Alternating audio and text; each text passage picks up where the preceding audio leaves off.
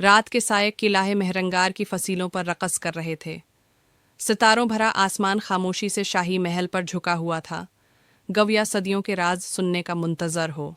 सुल्तान जलालुद्दीन, जो कभी दुश्मनों के लिए कहरे अलही और रियाया के लिए सायादार शजर था, अब बस्त्रे मर्ग पर लेटा आखिरी सांसें गन रहा था। उसकी आंखों में वक्त के समंदर की थिकन थी, मगर ज़हन मुकम्मल होश में, बीदार और मजबूत था। सल्तनत के वज़रा, उमरा और काज़ी क़ज़ात सब बादशाह के गर्द जमा थे। सोने के तगरे पर लिखी एक पुरानी किताब उसके हाथ में थी, वही किताब जो सल्तनत के बानी सुल्तान याकूब ने वसीयत में छोड़ी थी। सुल्तान जलाल ने नकाहत भरे लहजे में कहा, मेरे बाद क़लअ महरंगार की कुंजी उसे सौंपी जाएगी, जिसमें वफ़ा हो, इल्म हो और मोहब्बत का हुनर हो। सब खामोश थे। वज़ीर आज़म ने अदब से पूछा, हुजूर, आपकी मुराद वली अहद शहज़ादा तैमूर से है? सुल्तान ने आंखें बंद कर लें, जैसे माजी के आईने में कुछ ढूंढ रहा हो। नहीं, तैमूर बहादिर है, मगर दिल के ताज का वारिस नहीं। तो फिर? सुल्तान ने कमज़ोर अंगली से पर्दा हटाया। सोने के शामियाने के पीछे से एक हुसीन, नाजिक सी लड़की सामने आई। उसकी आंखों में वफा के दीप थे और चेहरे पर ऐसी मासूमियत जो बादशाहों को झुकने पर मजबूर कर दे। ये है शहजादी नूरजहां, मेरी वो औलाद जिसे मैंने कुल्ले से बाहर पाला ताकि इक़्तिदार की सियासत उसे छू न सके। वज़ीरों में चहमेगइयाँ शुरू हो गईं। तैमूर का चेहरा सख्ती से भड़क उठा, मगर सुल्तान की आवाज़ दोबारा गूंजी, नूरजहां ही मेरी असल वारिस है। मेरे बाद क़लअ मेहरंगार, इसकी दानिश, इसकी मोहब्बत और उसकी हिफाजत के हवाले किया जाए। और फिर जैसे वक्त रख गया हो। सुल्तान की आंखें बंद हो गईं। किला की फसीलों पर अजान गूंजी और मेहरंगार का सूरज एक नई सुबह के लिए तुलुआ हुआ, एक शहजादी की हुकूमत के साथ जो अभी दुनिया के रंगों से नाआशना थी। किला मेहरंगार के दर व दीवार पर सकूत तारी था, मगर अंदरूनी फ़ज़ा में तूफ़ान मच चुका था। सुल्तान जलालुद्दीन के इंतकाल के बाद किला की दीवारों पर वही लफ्ज़ गूंज रहा था जो सबके दिलों में हलचल मचा रहा था, नूरजहां। सल्तनत के दरबारी, सिपा सालार, वज़ीर और ख़ासल ख़ास सब एक दूसरे की तरफ सवालिया नज़रों से देख रहे थे। एक नाज़ुक सी लड़की, जिसका कोई सियासी तजर्बा नहीं, जिसे कभी दरबार में ना देखा गया, अब सल्तनत की वारिस बनने जा रही थी। तैमूर, सुल्तान का बेटा, जो बरसों से वली अहदी का ख्वाब आंखों में सजाए बैठा था, अंदर ही अंदर जल रहा था। उसकी आंखों में न सिर्फ बाप की बेरखी का दुख था, बल्कि इक़्तिदार की भाग दौड़ में पीछे रह जाने का करब भी। किला के अंदर शहजादी नूरजहां के कमरे में नूरजहां खामोशी से खिड़की के पास बैठी नीचे सहन की तरफ देख रही थी। महल के खादमाएं उसकी खिदमत में थीं, मगर वो खुद इलझी हुई थी। उसे याद हुआ कि वो कभी भी नहीं जाती थी। आ रहा था वो दिन जब एक दरवीश ने बचपन में उससे कहा था, तुम्हारी तकदीर किले की फसीलों से जड़ी है, ऐ बेटी, वक्त आएगा जब तख्त तुम्हें आवाज़ देगा। वो वक्त अब आ गया था, मगर नूरजहां को मालूम था, ये ताज फूलों का नहीं, कांटों का हार है। बीबी जान, सब आपका इंतज़ार कर रहे हैं, आपको दरबार में बुलाया गया है, खादमा ने आहिस्ता से कहा। नूरजहां ने अपने सफ़ीद लिबास पर हाथ फेरा और नरमी से सर हिलाया। वो उठ खड़ी हुई। एक ऐसी लड़की जो कल तक सिर्फ मुतालिया और इबादत में मसरूफ़ थी, आज शहजादी कहला रही थी। सल्तनत के बड़े बड़े अमीर, सरदार, काजी और उलमाए दीन सब जमा थे। नूरजहां दरबार में दाखिल हुई तो सन्नाटा छा गया। उसके चेहरे पर न गुरूर था, न घबराहट। वो पुरसुकून अंदाज में आगे बढ़ी, सुल्तान के खाली तख्त के सामने जाकर रुकी। वज़ीर आज़म ख्वाजा बदरालदीन ने आवाज़ बुलंद की, शहजादी नूरजहां, सुल्तानी मौज़म की वसीयत के मुताबिक हम आपको सल्तनती महरंगार की निगरान तस्लीम करते हैं। इस ऐलान के साथ ही चंद दरबारियों ने हाथ जोड़कर तस्लीम किया, लेकिन बेशतर की खामोशी में इनकार छिपा था। तैमूर उठा और तेज़ लहजे में बोला, ये कैसा इंसाफ है, एक अजनबी लड़की जिसे दरबार ने कभी देखा न जाना तख्त पर बैठाया जाए? क्या सिर्फ वसीयत काफ़ी है? क्या खून का हक बेमानी हो गया? नूरजहां ने पहली बार दरबार में लब खोले। शहजादा तैमूर, खून का हक आपके पास है, लेकिन वसीयत के साथ एतमाद, इल्म और फ़हम का तकाजा भी जड़ा है। मैं ना आई हूँ तख्त लेने, बल्कि बाप के फ़र्ज़ को पूरा करने। अगर आप बेहतर समझते हैं कि ये ताज आपको मिले, तो दरबार फ़ैसला करे। दरबार में खामोशी छा गई। नूरजहां की आवाज़ में न गुरूर था न चालाकी, बस एक सादा मगर पुरातिर सच्चाई थी। वज़ीर ख़ास ने मुदाखलत की। शहज़ादा तैमूर, अगर आपको एतराज़ है तो शरीयत और सल्तनत के क़वानीन के मुताबिक एक खुला मशूरती दरबार मुनाक़द किया जाएगा, जहाँ शहज़ादी और आप दोनों अपनी काबिलियत होगी पेश करेंगे। तैमूर ने सिर झटका और बाहर निकल गया, लेकिन उसकी आंखों में साजिशों का आगाज़ लिखा जा चुका था। अगली रात किले के पछवाड़े में एक छोटा सा खफिया इजलास जारी था। तैमूर, इसके दो खास सरदार और एक नकाब पोश शख्स महू गुफ्तगू थे। उस लड़की को हटाना होगा वरना हमारा मुस्तकबल इंधीर हो जाएगा। तैमूर की आवाज़ में जहर घिला हुआ था। नकाब पोश शख्स ने आहिस्तगी से कहा, शहजादी को नहीं, उसके एतमाद को मारो। पहले अवाम को उसके खिलाफ करो, फिर दरबारी खुद ही उससे मुना मोड़ लेंगे। किला महरंगार की दीवारें, जो सदियों से वफादारी, शजाअत और कुर्बानी की गवाह रही थीं, अब अंदर ही अंदर बगावत की सरगोशियों से गूंज रही थीं। शहजादा तैमूर ने खेल शुरू कर दिया था, और उसकी पहली चाल न तलवार थी न बगावत बल्कि अफवाह। बाजार में हल्की हल्की चहल पहल थी। एक पगड़ी पौश बुजुर्ग आवाज़ लगा रहा था, सुनो सुनो, नई मलका नूरजहां ने दरबार के सोने के खजानों को अहले किताब के मदरसे में बांटने का हुक्म दे दिया है। सिपाहियों की तनख्वाहें कम और दरवीशों को नवाजा जा रहा है। लोग हैरत से एक दूसरे की तरफ देखने लगे।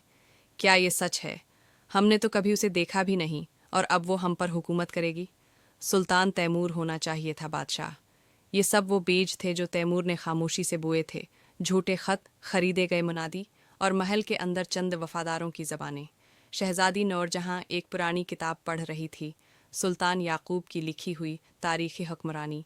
इसमें एक जमला उसके दिल में चढ़ गया, अवाम की खामोशी ख़तरनाक होती है और उनकी चुप बगावत से पहले का ऐलान है। तभी ख़ास खादमा आई। उसके चेहरे पर परेशानी थी। बीबी, बाजार में अजीब अफवाहें फैल रही हैं।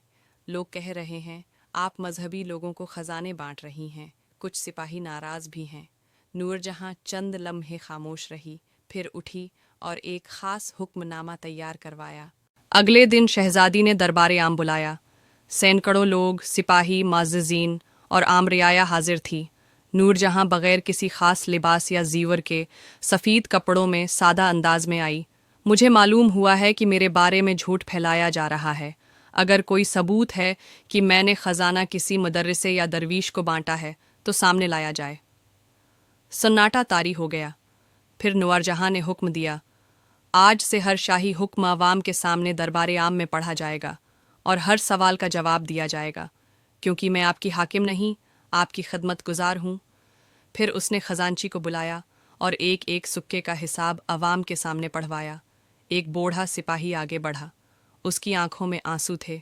बीबी, हमें मुआफ़ करना। हमने तुम्हें जाने बगैर तुम पर शक किया। तुम वाकई हमारे सुल्तान की वारिस हो। नूरजहां के चेहरे पर एक धीमी मुस्कुराहट आई। महल के एक कोने में तैमूर इस मंजर को छिप कर देख रहा था। उसके लब भूंचे हुए थे, आंखों में चंगारियां थीं। ये लड़की चालाक है, मगर अभी तो पहली चाल थी, असल वार बाकी हैं।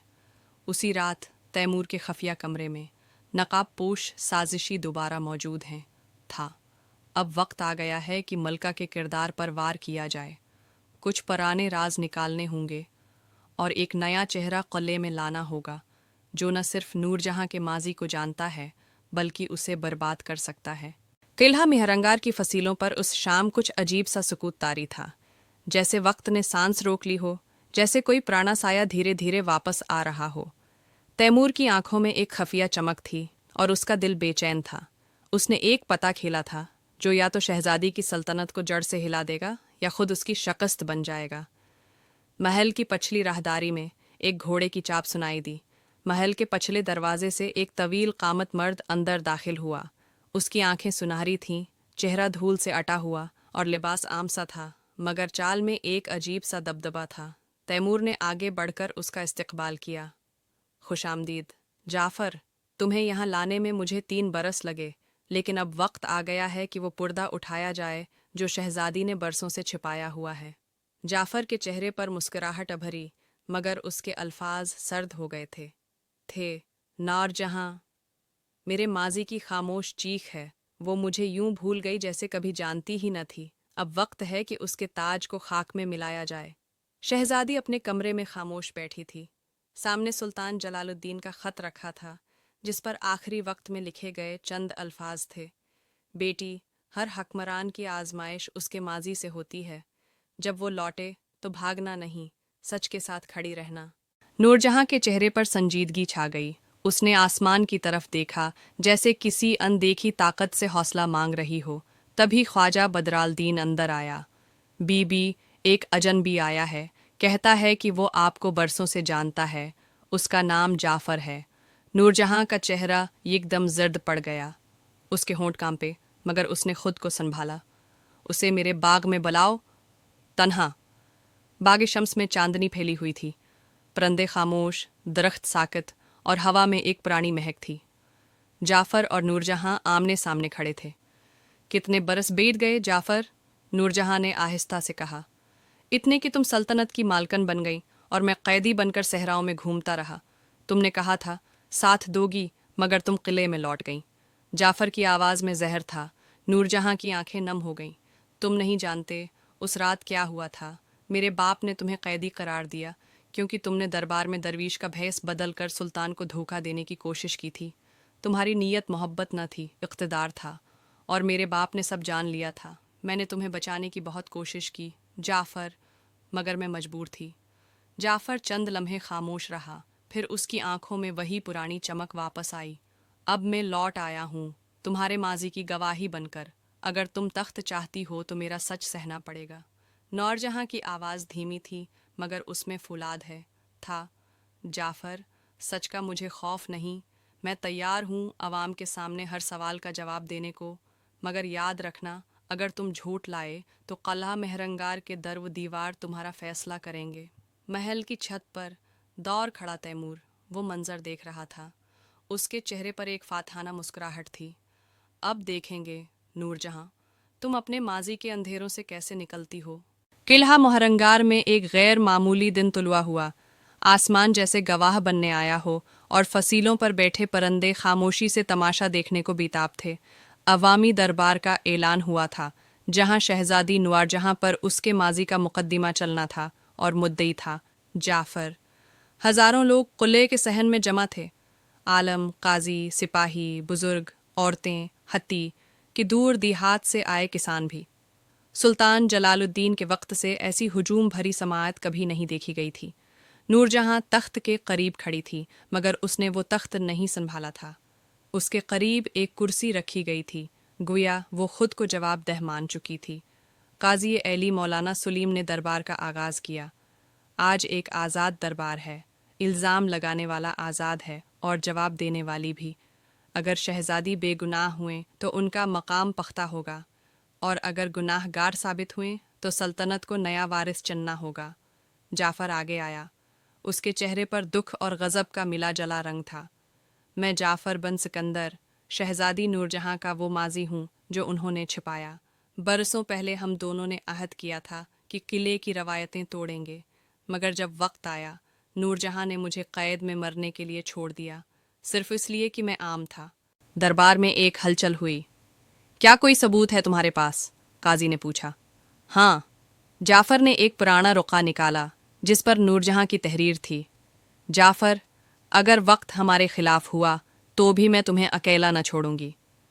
لوگ حیرت سے ایک دوسرے کو دیکھنے لگے۔ شہزادی نے چپ چاپ وہ رقعہ پڑھا، پھر نرمی سے بولی، یہ سچ ہے، میں نے یہ لکھا، لیکن یہ آدھا سچ ہے، باقی آدھا سچ وہ ہے جو جعفر نہیں بتاتا۔ قاضی نے کہا، تو شہزادی اپنا سچ بیان کریں۔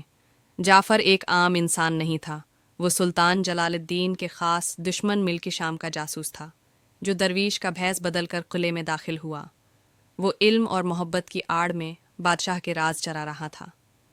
جب مجھے اس کا علم ہوا میں ٹوٹ گئی، لیکن اس وقت مجھے دو راستے دکھائی دیے، یا تو محبت چنوں یا سلطنت بچاؤں۔ میں نے سلطنت چنی۔ میرے باپ نے اسے زندہ چھوڑا، قید کرایا تاکہ میں اس سے آخری بار مل سکوں، مگر جعفر اس رات فرار ہو گیا، اور اب برسوں بعد وہ الزام لے کر آیا ہے۔ قاضی نے سوال کیا، اگر وہ جاسوس تھا تو اس کا کوئی ثبوت؟ نور جہاں نے اشارہ کیا۔ خواجہ بدرالدین نے ایک پرانا رجسٹر پیش کیا۔ قلعے کی پرانی قید خانہ رپورٹ جس میں جعفر کا نام درج تھا، اس کی گرفتاری کی تاریخ اور اس کے اعترافات۔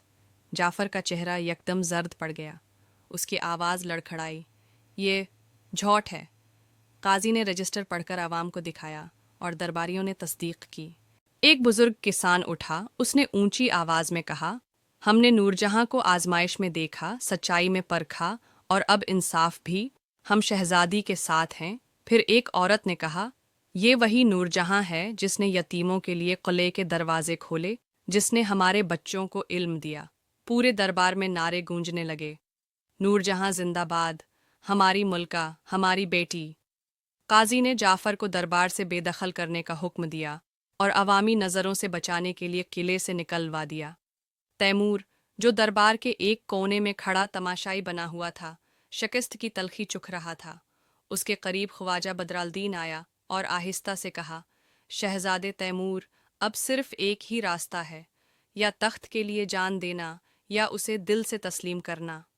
دربار کے اختتام پر نور جہاں تنہا تھی اور اس کی آنکھیں بھیگ گئی تھیں۔ اس نے آسمان کی طرف دیکھا اور کہا، آبا حضور، میں بچ گئی، مگر یہ تخت، یہ تو آزمائشوں کا ایک نہ ختم ہونے والا سلسلہ ہے۔ چاندنی میں اس کا چہرہ روشن تھا، مگر دل میں پھر ایک نئی لہر اٹھ رہی تھی، کیونکہ اسے معلوم تھا تیمور ابھی ہارا نہیں ہے، اب وہ آخری وار کرے گا۔ قلعہ مہرنگار پر چاندنی کا رنگ سفید نہ تھا، سرخ سا لگ رہا تھا، جیسے رات نے اعلان جنگ کر دیا ہو۔ عوامی دربار میں شکست کھانے کے بعد شہزادہ تیمور خاموش تھا، مگر اس کی آنکھوں میں آگ باقی تھی۔ وہ جانتا تھا کہ الفاظ سے کچھ نہ ہو سکا، اب تلوار کو بولنا ہوگا۔ قلعے کے پرانے قمار خانے میں رات کے دوسرے پہر مشکوک چہرے جمع تھے، تیمور کے خاص سپاہی، چند سابق جرنیل اور محل کے وہ خادم جو دولت کے بندے بن چکے تھے۔ تیمور نے نقشہ میز پر پھیلایا، آج رات جب شہزادی تہجد کے وقت عبادت میں مشغول ہوگی، قلعے کے دروازے ہمارے آدمی کھولیں گے۔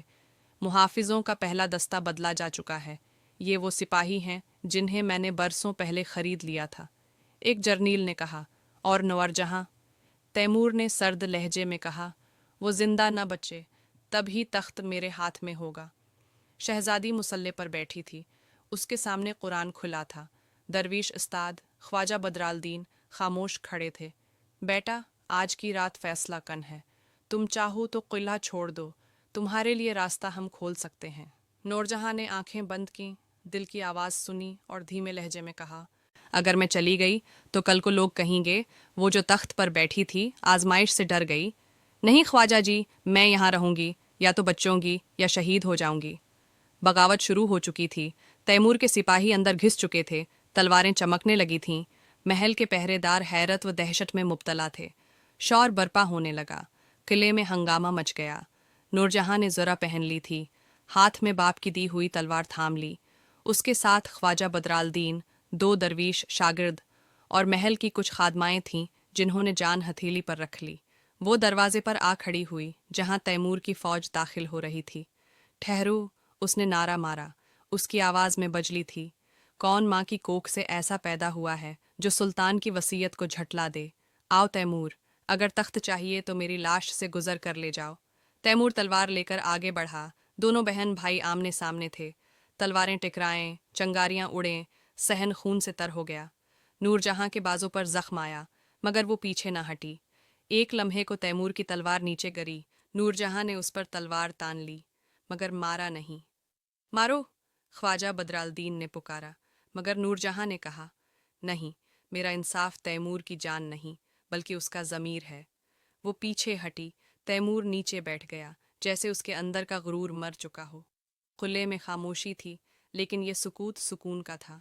عوام نے جب صبح کی اذان کے ساتھ سنا کہ شہزادی نے تخت بچایا، خون بہایا، مگر انتقام نہیں لیا، تو ان کی زبان پر صرف ایک ہی جملہ تھا، نور جہاں صرف حکمران نہیں، روح کی فاتح ہے۔